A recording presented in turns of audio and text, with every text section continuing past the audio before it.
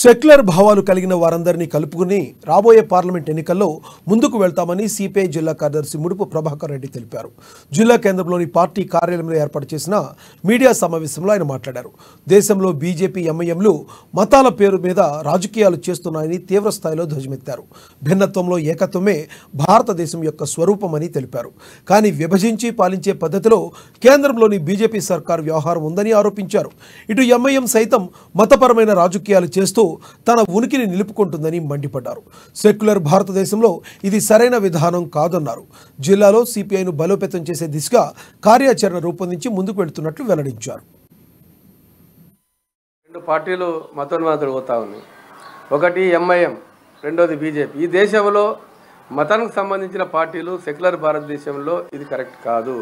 మతోన్మాదులు కాదు, మతం పేరు మీద మతోన్మాదుల మీద పేరు మీద చేస్తే ఇది సరైన విధానం కాదు. అందుకే ఈ దేశంని సెక్యులర్ భారతదేశం. అందుకే ఇండియా కూటమి ఎన్ని రాజకీయ పార్టీలు అయినా సెక్యులర్ భావాలు గల వాళ్ళు అంత ఒకటై రేపు రానున్న పార్లమెంట్ ఎన్నికల్లో ఆదిలాబాద్ పార్లమెంట్ స్థానాన్ని కూడా సిపిఐ సపోర్ట్ తోటి మిత్రపక్షాలు ఎవరికిచ్చినా కైవసం చేసుకోవడానికి, మరి అట్లే తెలంగాణలో కూడా అన్ని ఇండియా కూటమికి సంబంధించిన పార్లమెంట్ సభ్యులు మరి రావాలని చెప్పేసి మరి మేము మీటింగ్ సమావేశంలో చెప్పుకోవడం జరిగింది.